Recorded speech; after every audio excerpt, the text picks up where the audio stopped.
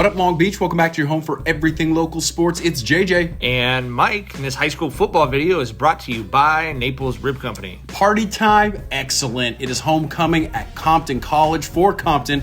We got all the pomp and circumstance surrounding what turned out to be a crazy game against visiting Lakewood as Compton walks into this thing trying to be the agents of chaos. A win here would throw the Moore League standings into turmoil for sure. Compton's such a tightly knit group, paying tribute to longtime administrators and coaches Maxine Kemp and Coach Webster Peters, who recently passed away. As for the game, Lakewood is holding its destiny in its hands. Win and you're automatically into the CIF playoffs as the third seed out of the Moore League. And it certainly looked like the Lancers had the right game plan early. Third play of the game. Just give it to your fast guys. It's Zion Smith going to lead the movement of Ja people all the way to Holy Mount Zion. It is a 71-yard touchdown on a simple screen pass. Smith gets a boost on a little push in the back from an offensive lineman there, and it looked like it was going to be a big night for Lakewood, especially after their defense comes out and it's that avalanche white swarm containing Compton on their first drive. Lakewood back to that quick passing attack they've been working on all year. It's braiding down into AJ Alvarez for a quick pickup of a first down. Then here's a game-changing play. Elijah Slaughter takes the screen pass, tries to tippy-toe down the sideline. Looks like a TD, but sounds like he went out of bounds because the ref blew the whistle. This slow-motion replay shows how hard that is to tell.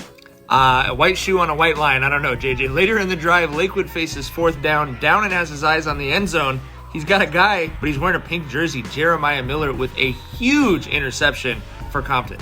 Compton gets the ball back. They're going to go unbalanced line. Lakewood not ready for it. Eric Patrice Barrios going to bounce it outside, and he's going to get a few big runs in succession to get that Compton offense going. 3rd and 13, usually they're bugaboo in the double wing, but Aava Lilo Mayava lofts it up to Dion Johnson for the first down in the red zone. When Compton's getting plays like that, they're going to get plays like this. A few plays later, Barrios round the outside and hits the pylon to score it.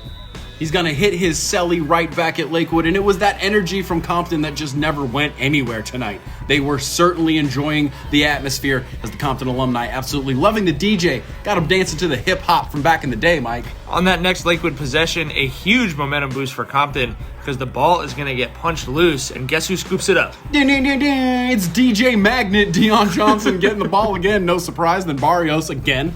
Gonna go around the outside because if it ain't broke, don't fix it, Mike. They were back to that classic double wing offense this week and they were pounding it. Then get them looking one way, you go the other. Johnson in from 9 yards out. Compton taking a 14-7 lead at halftime. Gotta shout out that homecoming crowd we just mentioned. And let's hang out with the band more because pound for pound, they're the best band around.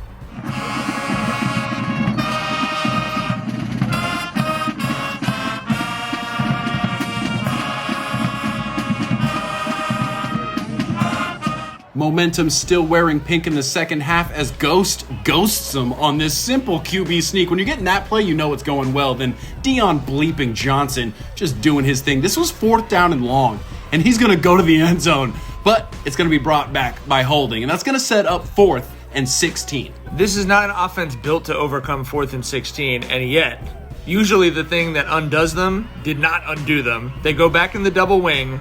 4th and 16, Barrios gets 18 yards to pick up the first down for Compton. Then, stop me if you've seen this before, like a few minutes ago, it's EB chucking up the deuce for his second TD, and then they're going to take a knee for the fallen comrades. Everything about that touchdown drive was just pure Compton football. It's 20-7.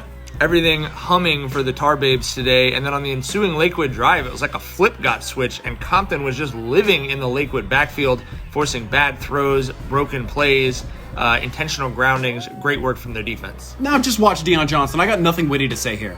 The kid's just awesome, guys. Just awesome to watch him play football. We're into the 4th quarter. Compton more than willing to run the ball, more than willing to run that clock at this point with the lead.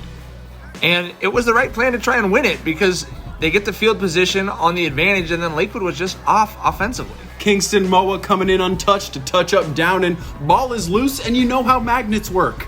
They just find each other. It's Johnson on the play again, scoop and score. Time to party in Compton as they pay more respect to Mama Kemp and Coach Peters. That was who they were focused on all game, and you could tell that for sure. Lakewood would drive down and score again late in the 4th as Sergeant Slaughter finally gets the touchdown he thought he had in the first quarter. And JJ, it's difficult to imagine how different this game might have been had they gotten that second touchdown. Onside kick, but Tyjon Deroe makes a very tough play. Takes some sand to make that play. Well done, Sticks. Compton gonna hold on for its third consecutive win over Lakewood after losing 20 of the last 22 to the Lancers. And like we said, time to party. The Compton Alumni Band just played the entire fourth quarter, and we love it. These kids have been through so much, man. They don't even have a real campus to call their own. They've been traveling for literally all of their games, dealing with injuries and the like, all to win this game, give themselves a chance to get into the playoffs with a 26-14 victory. We've got an envelope draw more than likely coming at the end of next week's game. There's a lot of crazy action coming up. But, JJ, these kids know how big this is. They're going to get Coach Calvin Bryant with the ice bath here. And we are just sitting here hoping that this is not the last time we're filming those kids dumping ice on Calvin Bryant. What a night in Hub City. Thank you to all of our sponsors, including Ocean Law Center. And make sure you stick with the 562.org for all of your local high school football coverage.